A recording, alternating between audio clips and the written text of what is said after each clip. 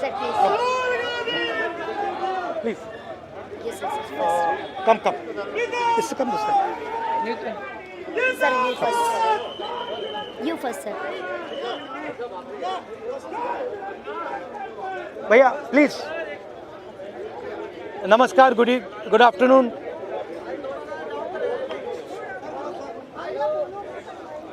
Good afternoon.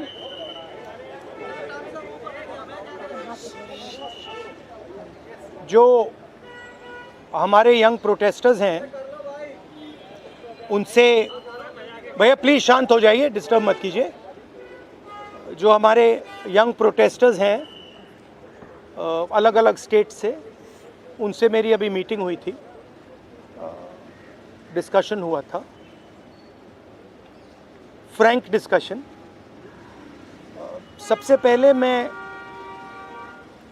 इनके जैसे जो हज़ारों यंगस्टर्स हैं इनका और उनका धन्यवाद करना चाहता हूं कि ये कॉन्स्टिट्यूशन के लिए लड़े, एजुकेशन सिस्टम के लिए लड़े और इंडिया के फ्यूचर के लिए लड़े. मेन डिस्कशन वायलेंस पे था, हिंसा पे था, और इनका कहना है कि इन्होंने किसी पर हिंसा नहीं की, मगर इनका नॉन स्टॉप हरासमेंट हो रहा है, इनको धमकाया गया और इन पर लाठियां चलाई गई, इनको मारा गया. तो मैं चाहूँगा कि दो शब्द ये भी बोलें. बहुत अच्छा लगा क्योंकि मेन बात इन्होंने बोली कि देखिए, जब अन्याय होता है, चाहे किसी और पे भी अन्याय होता है, एज ए सिटीज़न हमारी जिम्मेदारी है कि उस व्यक्ति को हम प्रोटेक्ट करें, उसकी रक्षा करें. और ये मुझे कॉन्स्टिट्यूशनल वैल्यू लगती है, नेशनलिस्ट वैल्यू लगती है. I am very proud of all of you.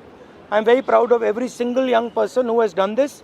You have done nothing wrong, and the question of accepting your apology does not arise. You do not have to apologize to anybody. You have not done anything wrong. I'd like to say two words in English. We had a freewheeling conversation with some of the young protesters. They mentioned to me how they were assaulted, beaten, threatened. I'm very proud of them. I'm very proud of what they have done, what thousands of young Indians like them have done. They have defended the Constitution. They have protected the idea of India. They have protected India's future.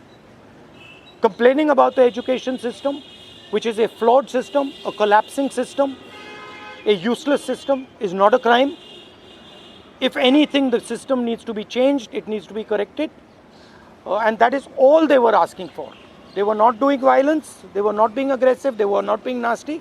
They were beaten, they were assaulted, they are threatened.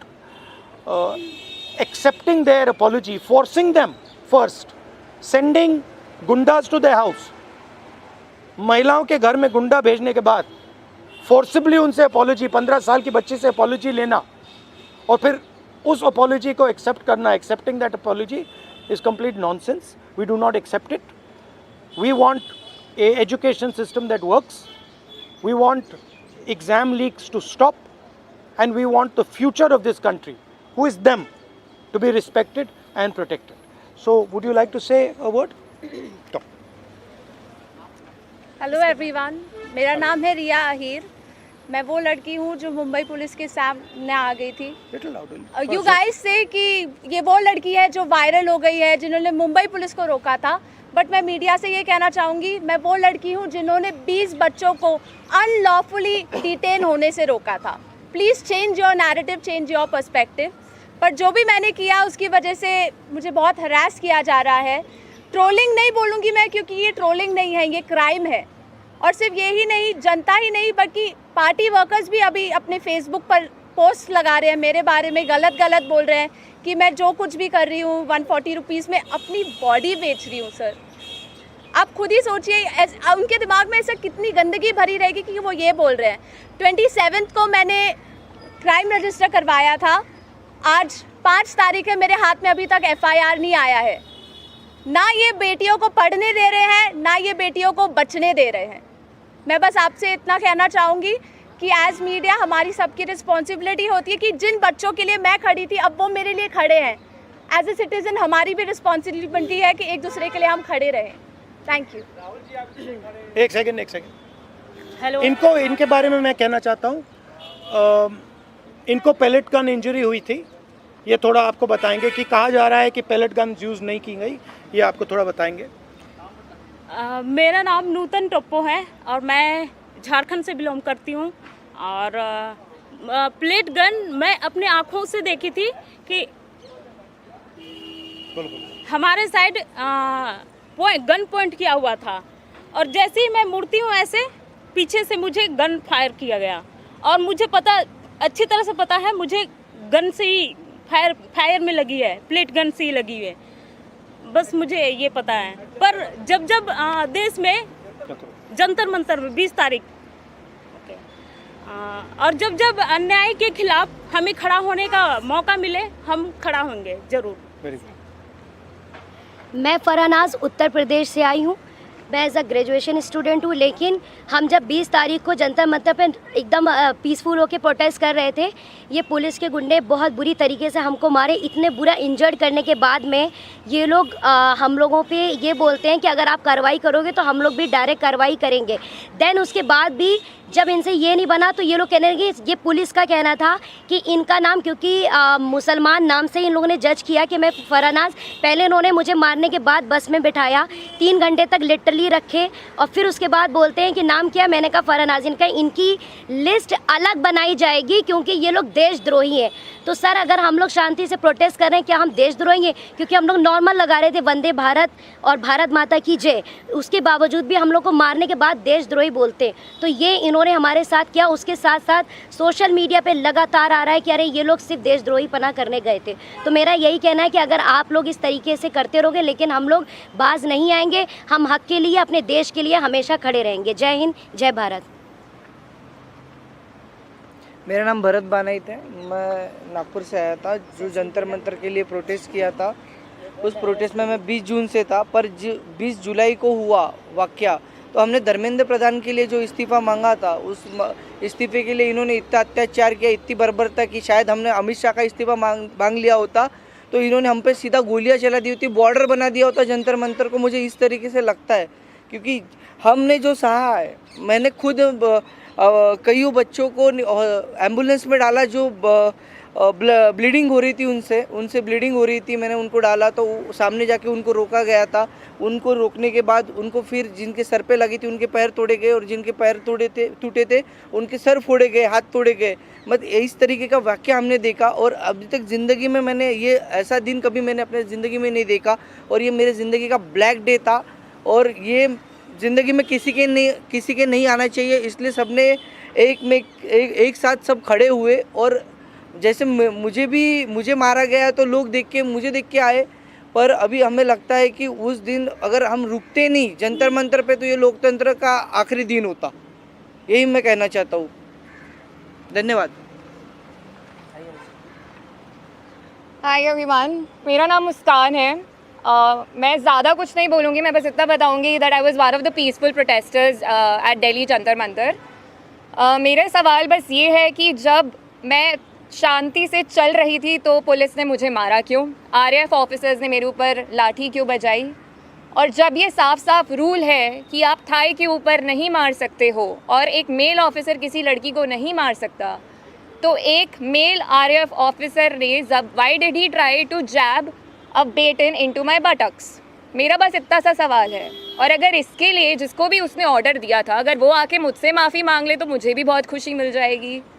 And secondly, क्योंकि मैंने बोला कि मेरा नाम मुस्कान है, मैं additionally ये भी ऐड करना चाहूँगी कि सरनेम मेरी शर्मा है।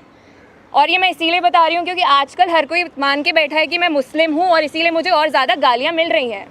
And that does not tell anything about me, but that tells a lot about the narrative जो इस कंट्री में अभी सेट हो रहा है कि अगर इसने सरकार के खिलाफ बोल दिया तो ये तो मुस्लिम है, और जैसे ही आप किसी को मुस्लिम बना देते हो समहाउ वो अपने आप ही एंटी नेशनल कैसे बन रहा है। तो हम इस नैरेटिव को बहुत ज़्यादा आजकल फॉलो कर रहे हैं, और ये जितनी भी ट्रोलिंग आजकल हो रही है इंटरनेट पे, जितना भी हरासमेंट हम लोग फेस कर रहे हैं, ये इस कंट्री का नैरेटिव बताता है बहुत साफ साफ। थैंक्स। आप सब लोगों से सवाल है कि आप कह रहे हो इंटिमिडेट किया जा रहा है, आप कह रहे हो डराया जा रहा है, आपकी परीक्षण हो रहा है, even when you are standing here, what makes you standing here? No, but I want to say something else, which is even more powerful. That there are young people who are standing here in front of India's press. But Amit Shah and the Prime Minister don't have the courage to stand here. अगर ये बाहर जाएगा उसके बाद हमें रोज़ और गालियाँ पड़ने वाली हैं, They are क्योंकि Indian. कल को मेरे साथ गलत होगा, मेरे साथ कोई आके खड़ा नहीं होगा अगर आज मैं दूसरों के लिए आवाज़ नहीं उठाऊंगी। और ये ऐसी कंट्री है, टू बी वेरी ऑनेस्ट, जिन लोगों को मेरी सुरक्षा करनी चाहिए उस दिन मैं उन्हीं लोगों से पिट रही हूँ। So as a woman of this country, please tell me where am I suppose to go to for my protection. मुझे बस आप इतना बता दीजिए। Just 1 second.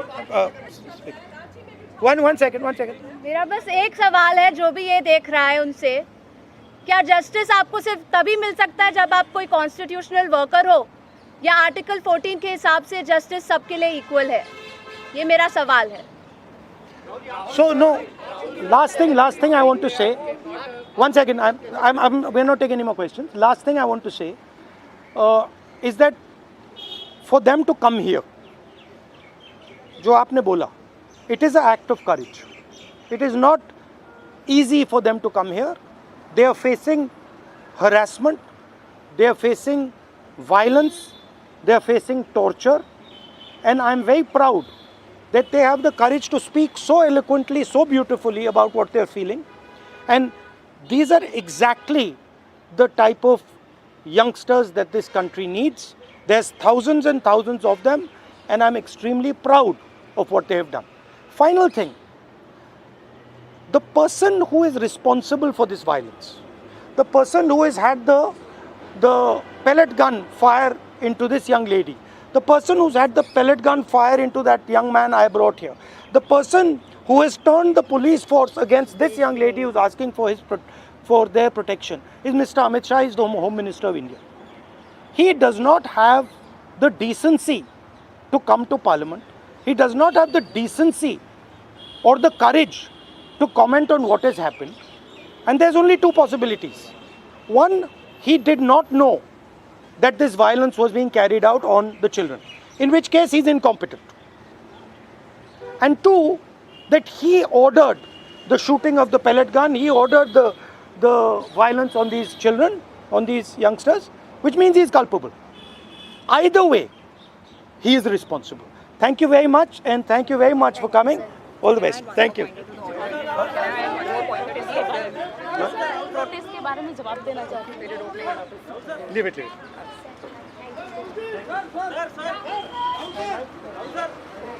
हो गया ना